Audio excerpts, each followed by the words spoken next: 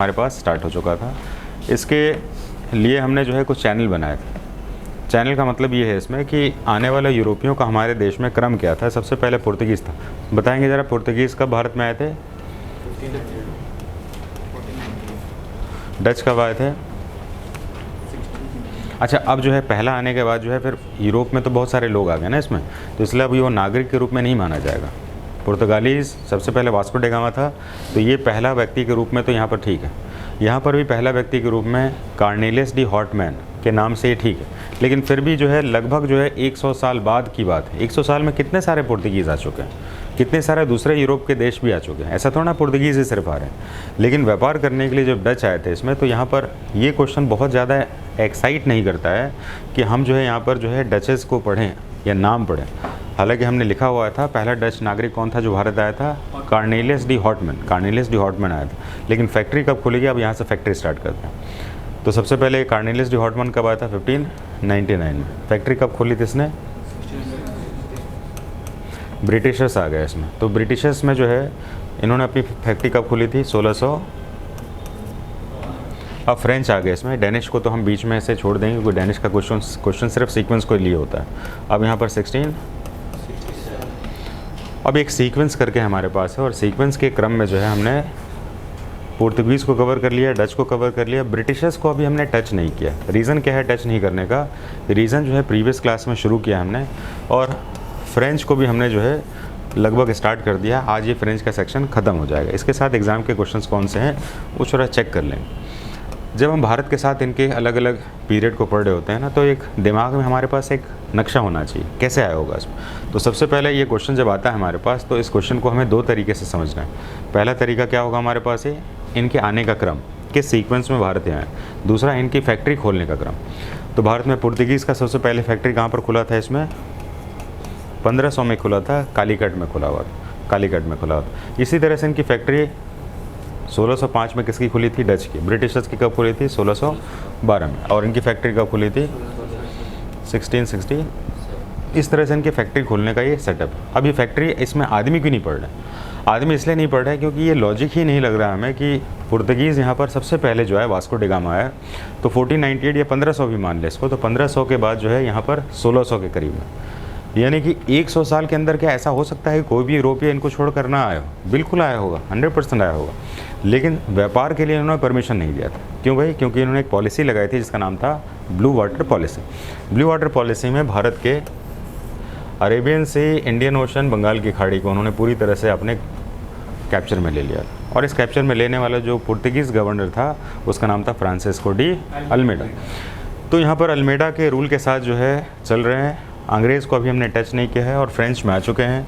French में आने का हमने एक छोटा सा क्रम पढ़ा हुआ था, और इस क्रम को मैं यहाँ पर अब लेके जा रहा हूँ। प्रीवियस क्लास में हमने इस सेक्शन को यहाँ तक छोड़ दिया था। आने के बाद ये पहला स्टेज है, और पहले स्टेज को 1, 2, 3, 4 और 5 स्टेजेस में हम जाएंगे। ये स्टेज क्यों बना है हमने? ऐसा पढ़ने का क्या रीज़न है? सीधे हम ब्रिटिशर्स क्यों नहीं स्टार्ट कर रहे हैं? क्योंकि हमारे पास एक समझ होनी चाहिए कि भारत में आने वाले जितने भी हमारे यूरोपियंस थे, इनके आने के समय में उस समय भारत की स्थिति क्या थी। ऐसा क्यों हुआ कि सिर्फ ईस्ट इंडिया कंपनी ही सबसे ज़्यादा पावरफुल हो गई और बाकी लोग नहीं रहे, जबकि आने वाले सबसे पहले तो पुर्तगीज़ थे। इससे पहले जो है हमने देखा कि डचेस भी बहुत ही स्ट्रॉन्ग थे। डचेस ने भी अपने यूनाइटेड ईस्ट इंडिया कंपनी बना ली थी। फ्रेंच भी अपने आप में बहुत ही सूरमा थे इसमें। इन्होंने भी बहुत सारे अलग अलग रूल्स बनाए। पौंडीचेरी कैप्चर कर लिया उन्होंने। तो जाहिर सी बात है इन सभी को पछाड़ते हुए ईस्ट इंडिया कंपनी ही भारत में क्यों रूलर बन गई और बाकी सब कैसे हार गए। एक बेसिक कंसेप्ट है। इस कंसेप्ट को हम आगे एक्सटेंड करने वाले। तो सबसे पहले हमारे पास बेस स्टार्ट होगा 1500 से लेकर 1605। तो 1500 से 1605 के बीच में हमने प्रीवियस क्लास में कुछ लिखा था क्या? तो अब जो है अब लिखना स्टार्ट करेंगे। इसमें थोड़ा सा बनाएंगे different stages of European power. Different stages of European power in India. Heading बनाएंगे different stages of European power in India. Different stages of European power in India. Different stages of European power in India. सबसे पहले लिखेंगे stage number 1 1500 से 1605। Stage number 1 1500 to 1605। Underline करके लिखना start करेंगे। In the first stage of advent of Europeans, in the first stage of advent of Europeans,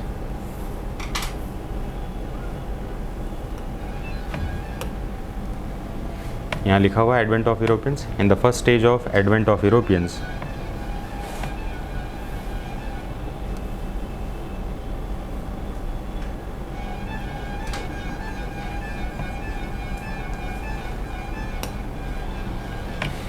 Portugal dominated India.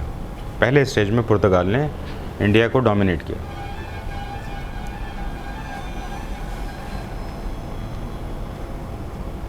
In that stage, इस स्थिति में, in that stage blue water, paragraph नहीं लिखना है, point लिखना है। In that stage blue water policy was introduced, blue water policy was introduced by Portuguese governor Almeida. In that stage, blue water policy was introduced by Portuguese governor Almeida. Almeida को underline कर देंगे। नीचे note लिखेंगे, it was the main reason, ये मुख्य कारण था। It was the main reason for that other Europeans didn't came. It was the main reason for that other Europeans didn't came in the initial stage. तो ये पहला reason था जिसके कारण यूरोपियन जो है पहले स्टेज में आ नहीं पा रहे थे, क्योंकि उन्होंने ब्लू वाटर पॉलिसी लागू कर दी थी। अभी स्टेज जो है 1500 से 1605 के बीच में क्यों है, इसका एक रीज़न लिखकर फिर आगे चलते हैं। पॉइंट नंबर नेक्स्ट लिखें, the first stage of Portuguese rule between 1500 and 1605,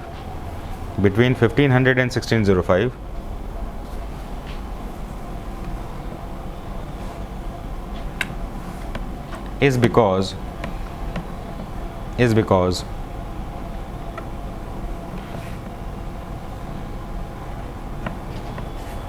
Dutch company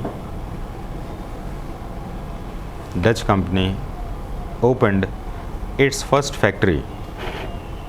Dutch company opened its first factory in 1605. तो 1605 में पहली फैक्ट्री डचों की खुल गई, इसके कारण ये पहला स्टेज यहाँ पर पुर्तगीज़ का डोमिनेंस ख़त्म हुआ।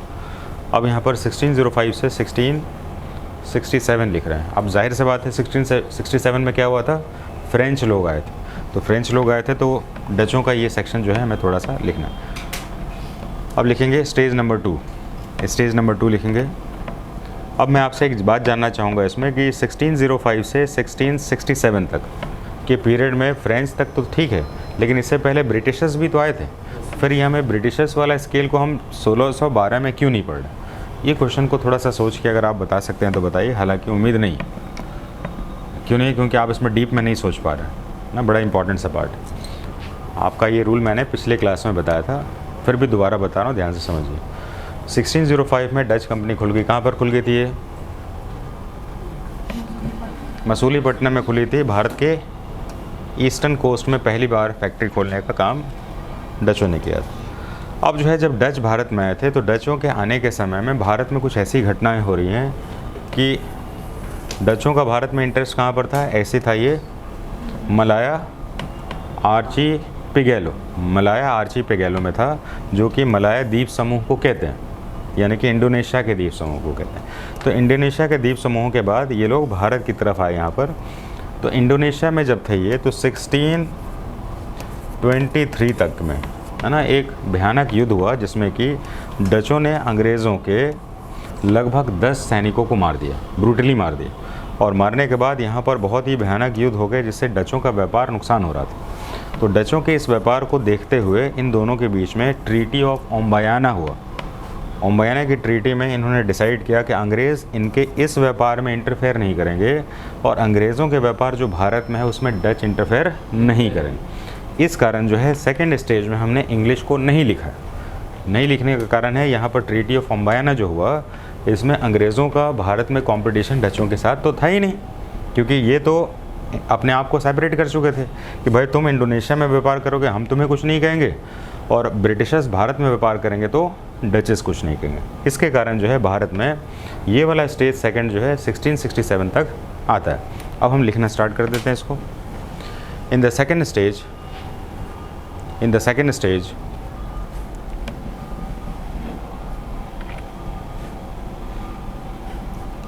there was a conflict between Portuguese and Dutch power. There was a conflict between Portuguese and Dutch power.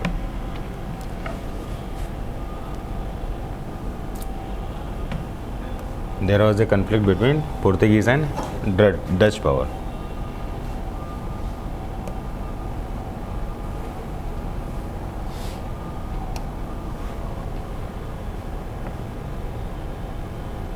Point number next. In that conflict,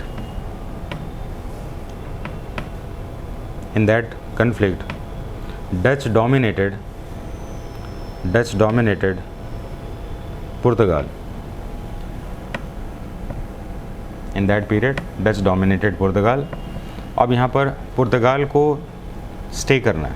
धीरे धीरे देखिए स्टेजेस बदल रहे हैं। सबसे पहले पुर्तगाल ने डोमिनेट किया, ब्लू वाटर पॉलिसी लगा दी, सबको आने से रोक दिया। अब डचेस भारत में आ गए और डचेस ने फिर पुर्तगीज़ के साथ कन्फ्लिक्ट करना स्टार्ट कर दिया, और उनके कन्फ्लिक्ट को देखते हुए अलग अलग जगह पर जब वो पुर्तगीज़ अपने आप को स्टेबल नहीं कर पाए तो उन्होंने क्या किया, 1622 के करीब में अपनी राजकुमारी को कैथरीन ब्रिगेंजा का विवाह करा दिया था चार्ल्स सेकंड के साथ, जो कि अंग्रेज़ों का राजकुमार था। भारत में ब्रिटेन के लोग तो थे।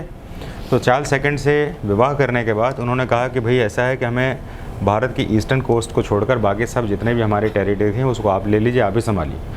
तो पुर्तगीज़ का एक तरह से चैलेंज जो है अब डचों के साथ ख़त्म हो चुका था, क्योंकि उन्होंने क्या किया था, अपना जितना भी सक्सेसर था या जितना भी उन्होंने एम्पायर बना रखा था किसको दे दिया था, ब्रिटिशर्स को दे दिया था। इसलिए यहाँ पर सबसे पहले स्टेज में पुर्तगीज़ हाई थे, सेकेंड स्टेज में पुर्तगीज़ लो हो रहा है। लो होके कौन हाई होगा? अभी ज़मीन सब तो दे दी उन्होंने, किसको अपनी प्रॉपर्टी दे दी? ब्रिटिशर्स को दे दी। तो ब्रिटिशर्स यहाँ पर साइलेंटली डेवलप कर रहे हैं। साइलेंट क्यों है यहाँ पर? क्योंकि ओम्बायाना की ट्रीटी में जो है इन्होंने डिसाइड कर रखा था कि डचेस जो है इंग्लिश के साथ इंडिया में इंटरफेयर नहीं करेंगे। तो स्टेज नंबर 2 में जो है अब जो है पुर्तगीज़ के साथ जब डचों का कन्फ्लिक्ट हो रहा है, तो इस कन्फ्लिक्ट में डचों ने जब पुर्तगीज़ के बहुत सारे टेरिटरी को ऑक्यूपाई कर लिया, तो यहाँ पर उन्होंने कहा कि अब भारत में अंग्रेज़ ही हैं जो हमें बचा सकते हैं। तो कहा कि भाई राजकुमारी का विवाह करा के हम अपनी टेरिटरी को उनका सक्सेसर को बना देते हैं, और इसके बाद हमारी रक्षा वो करेंगे फिर इसमें। तो अब ये सेकंड स्टेज में पुर्तगीज़ डाउन हो गया और डचेस ऊपर जा रहे हैं। अभी हम फ्रेंच के बारे में बात नहीं कर, तो लिखेंगे नेक्स्ट स्टेज में। In the second stage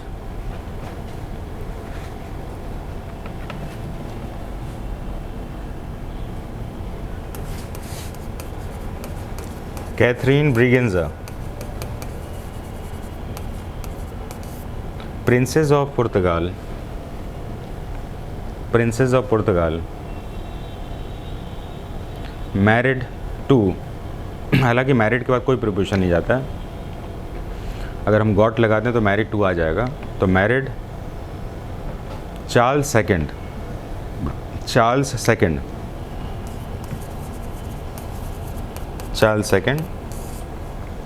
Prince of Britain.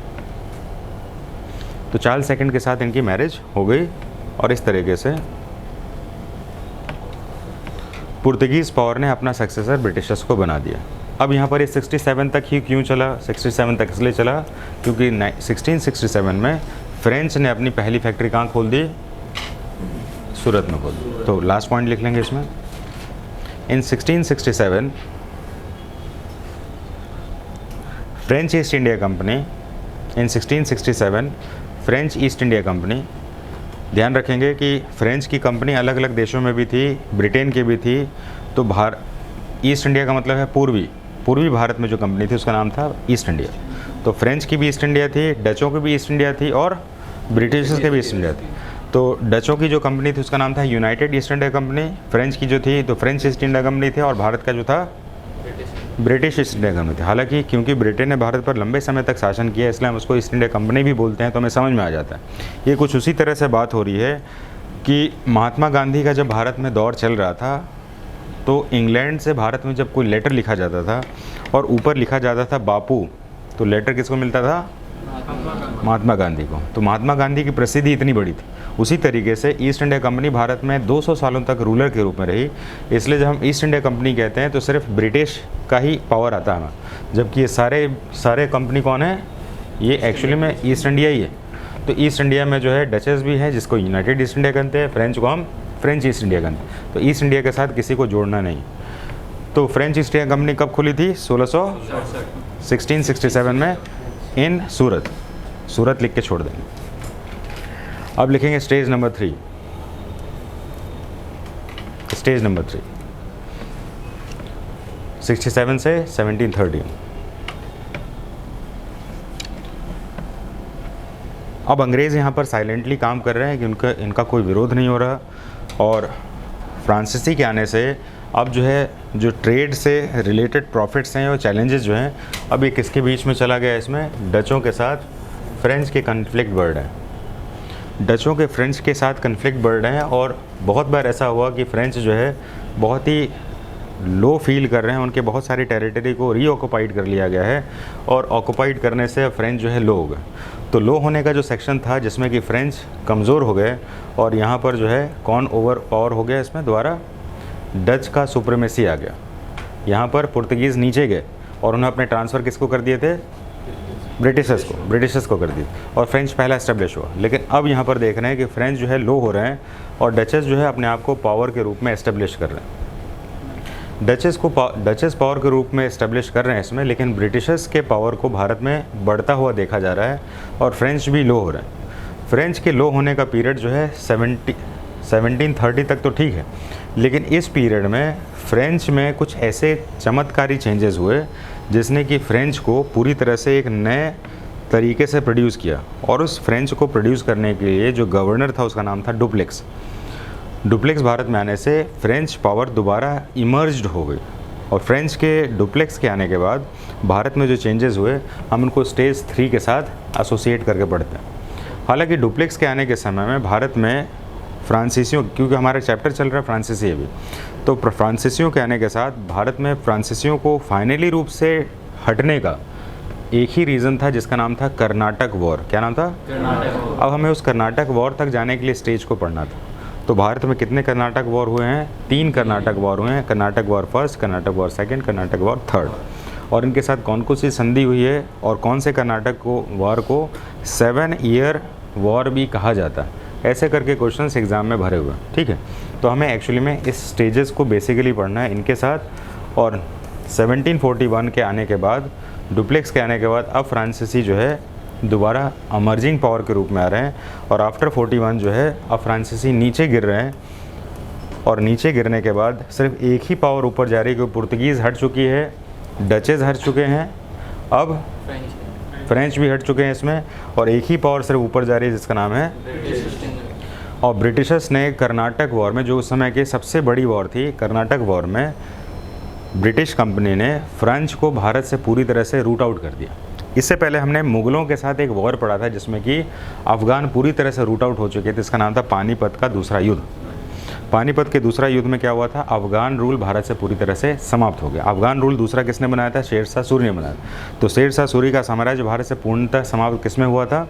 Panipat के दूसरे युद्ध। और मराठों का राज भारत में कौन से युद्ध से समाप्त हो गया था? 1761 में, जिसका नाम था आपका थर्ड पानीपत का युद्ध। तो युद्धों के साथ पूरी साम्राज्य को समाप्त कर दिया जाता है। अच्छा, अगर हम कहें कि जापान जो है वर्ल्ड में सबसे पावरफुल कंट्री था, किस युद्ध के बाद जापान की पूरी पावर को कोलैप्स कर दिया गया था? World war second. सही बात है ना? तो यहाँ पर हमें ध्यान रखना है कि फ्रांसीसी जो उभरते हुए शक्ति थी, इसको कौन सी वॉर के बाद फ्रांस भारत से पूरी तरह से एक तरह से एलिमिनेट हो गए, उन्होंने रूल रिस्ट्रिक्टेड कर दिया था। तो आंसर क्या होगा आपका? कर्नाटक वॉर। तो कर्नाटक वॉर तक पहुँचने के लिए हमें इस पर जाना होगा, और इसके बाद आपको कुछ याद आ जाएगा आफ्टर 1741 के बाद। 1757 में एक युद्ध हुआ था जिसका नाम था प्लासे का युद्ध। प्लासे के युद्ध में अंग्रेज़ अब अंग्रेज़ों से ही नहीं लड़ रहे, उन्होंने भारतीय राजाओं को हराना शुरू कर दिया था। 1764 में बक्सर का युद्ध हुआ जो कि बिहार में है, और बक्सर के युद्ध में भारत के सबसे बड़े शासक जिसका नाम था मुग़ल बादशाह को भी हरा दिया। यानी कि अब जो है अंग्रेज़ों के पास ना ईस्ट इंडिया का कोई कंपनी बचा है और ना ही भारतीय रूलर्स बचे हैं। अब अंग्रेज़ कैसे इमर्ज हो रहे हैं? पूरे भारत के सबसे पावरफुल रूलर के रूप में। तो आफ्टर 1741 में सबसे इम्पॉर्टेंट घटना क्या होगी कि अब ये सारे यूरोपियन रूल्स ख़त्म हो गए और सिर्फ एक ही यूरोपियन रूल एस्टेब्लिश रहा जिसका नाम था ब्रिटिशर्स।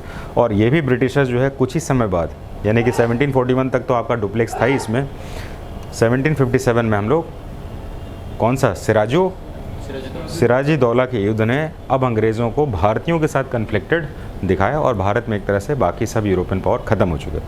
तो हम लोग अब स्टेज करने के जगह सिर्फ लास्ट वाला स्टेज लिख लेते हैं क्योंकि फ्रांस को हमें यहाँ पर स्टार्ट करना। तो लिखेंगे आफ्टर 1741, आफ्टर 1741 लिखेंगे इसमें। 1741 is the important period in the history of France. 1741 is the important period in the history of France in which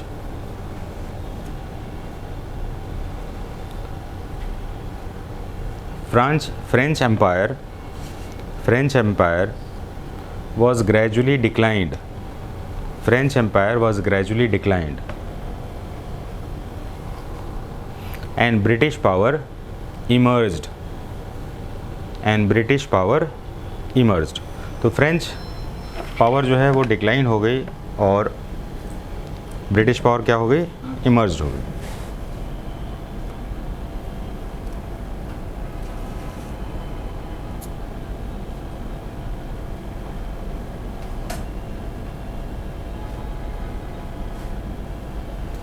तो मैंने आपके लिए कुछ स्लाइड बनाया, तो हेडिंग बना लेंगे इसमें, cause of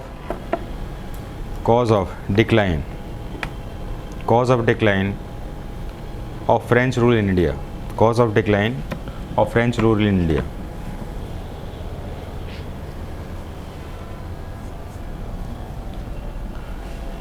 अंडरलाइन करके लिखेंगे cause of decline of French war in India. Out of many causes, Karnataka war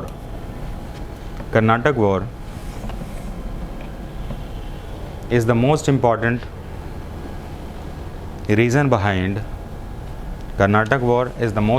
reason behind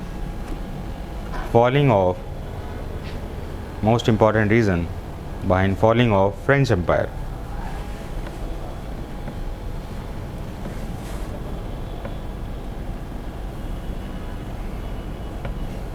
अब आपके दिमाग में एक वर्ड आ रहा होगा इसमें कि ये कर्नाटक कौन सी समस्या है। कर्नाटक करके तो एक राज्य है और ये तो कर्नाटक की स्पेलिंग भी नहीं है क्योंकि वो राज्य में कर्नाटक जो आता है उसकी स्पेलिंग तो के से स्टार्ट होती है। सही बात है ना। तो अब हमें समझना है कि भैया कर्नाटक है क्या, और उसके साथ थोड़ा सा हमें एक कहानी सुनना पड़ेगा। रेडी हैं आप लोग? अब हमें लेके चलना है कर्नाटक क्या होता है, और कर्नाटक को समझने के लिए हमारे पास एक बेसिक कंसेप्ट होना चाहिए और इस कंसेप्ट का नाम है 1707। हमें दिमाग लगाना है कि भारत का सबसे बड़ा टेरिटरी को किसने ऑक्यूपाई किया था, तो मुग़लों ने किया था। और मुग़ल रूलर कौन था जिसने भारत के लंबे समय तक रूलर के रूप में इस्टेब्लिश रहा? औरंगज़ेब था। औरंगज़ेब की मृत्यु 1707 में हो गई और औरंगज़ेब ने अपने एम्पायर के अंडर में जितने भी क्षेत्र रखे थे उनके गवर्नर्स बनाए थे। क्या बनाए थे? गवर्नर, जो कि औरंगज़ेब को टैक्स देते थे और उनके साथ टैक्स देने के कारण औरंगज़ेब ने उनको अपने क्षेत्र पर शासन करने के लिए ऑटोनॉमी यानी कि उनको अधिकार दिया हुआ था। ठीक है, आप शासन करिए, टैक्स नहीं दोगे तो क्या करेंगे? औरंगज़ेब की सेना आ जाएगी और आपको भगा देगी वहाँ से। तो जाहिर सा बात है ये गवर्नर्स जो है मजबूरी में गवर्नर्स थे, और यही हुआ भारत के दक्षिण में जिसको हम कर्नाटक युद्ध के साथ पढ़ने वाले। हमें इसका बैकग्राउंड समझना पड़ेगा। अब यहाँ पर औरंगज़ेब है और औरंगज़ेब के रहने के बाद भारत में कुछ चेंजेस हो रहे हैं। औरंगज़ेब 1707 में उसकी डेथ हो गई। औरंगज़ेब मुग़ल एम्पायर का पहला मुग़ल एम्पायर था जिसने सबसे ज़्यादा समय तक रूल किया। कितना समय था? 49 ईयर्स। औरंगज़ेब की मृत्यु के बाद दक्षिण भारत क्योंकि सेंट्रल से काफ़ी दूर है, तो यहाँ का